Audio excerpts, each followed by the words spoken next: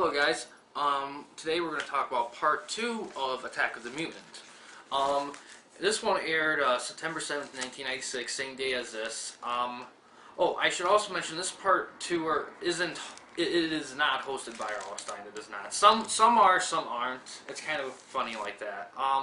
This episode's rated 6.8 out of 10 out of 100-ish user votes. And for actors and director, I mentioned them in a previous video. I suggest watching that one if you want to get to know them more.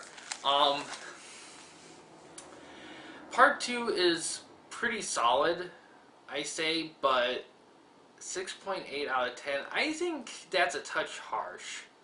I should mention this. Adam West is in part 1 or 2. I'm sorry I didn't mention that in the first episode, but yeah, he's in this, and I will say he's more in part 2 than really part 1. And that's the thing. It's the first version, everything's the part 1's more ominous. Part 2, they really kind of go for the gold with this in terms of style and over-the-topness. The special effects, they are a little plasticky, but in all honesty, they're realistic, and anything that's realistic to me gets grounds above, well, I don't know. I mean, yeah, they get grounds above CGI. I don't know if all the special effects were super realistic, but still better than some of the shit nowadays. But, yeah, and as for the guy who plays the mutant, I actually love him. And I look him up, but he hasn't been in anything. And it baffles me because this guy, I don't know why. I mean, I like his voice. It's very villainous, but it doesn't sound like a typical villain. It sounds truly menacing to me, at least. I mean, if I heard an evil laugh like that while I'm walking down the street, I'd probably worry. What I like about the style of these episodes is incredibly colorful. And when you're doing something comic booky, I like color, especially in like horror and all that. The good elements from there's my roommate. There he is in his glory. But the elements from the first episode, the good elements, continue in this one.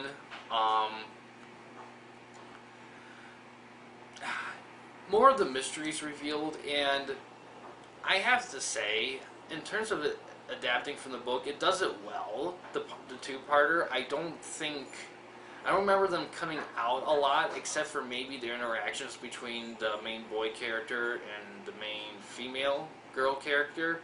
I think they cut out maybe a few additional ones of those, but that's really it. Nothing that comes across my mind. And I do like the acting. And this episode kind of started me on noticing that for some reason in Goosebumps episodes, they have a tendency to portray older people like they're from the 50s, even though this was made in the 90s. And I don't know if that was the style back then, or if it was just because they were going for kind of a more 50s sci-fi horror vibe when they did these episodes, but I don't know, it just kind of stands out to me, strangely. But it makes sense for this one because it's all about comic books, and in the 50s they saw comic books as bad and evil and whatever, and they brought the brain. So I get it for this. It makes sense. It works in this. But yeah, I in a lot of ways this is kind of a tribute to like stuff like this 1966 Batman series with Adam West, which he also guest stars in it, and it kind of pays tribute to that in a way, and I kind of like that. There's some, that campiness in the two parts does lead to some humor, which is okay. I've heard worse, much worse, but overall they're okay, uniquely styled and reasonably well made for a low budget kids show, but I think they could have done a bit better with it, but I say definitely give both of them a check at least once, see if you like them or not.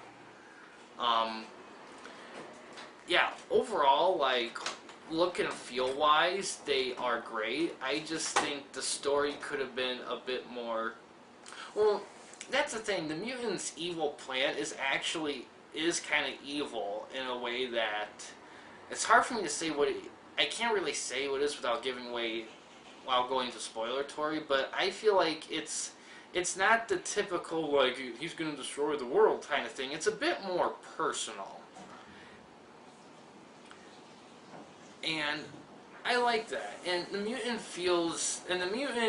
is kind of self-aware that he is who he is, and it's kind of interesting.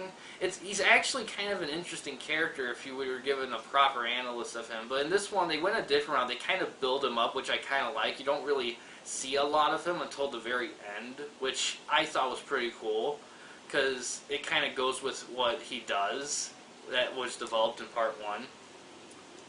But yeah, I like. It's colorful. It's sometimes it's scary, but I felt like they kind of went more the comic booky route and more than the horror part. I felt like the book had more horror feel to it. And this is kind of a trend with a lot of Goosebumps episodes, kind of watering down some stories so that they can not be as scary. But that's a minor complaint, really, or just a complaint. But yeah, that's all I have to say about Attack of the Mutant. Definitely a checkout. Definitely one of the better overall two parts. There's worse. We'll get to those later. But is it the best? No. But it's different enough to warrant a check, and it's likable enough too. And it does draw you in. So overall, good two-parter. Thanks for watching. Please like and subscribe. Oh, and I should forget the numbers like. Is part 2 weaker than part 1? I don't think so.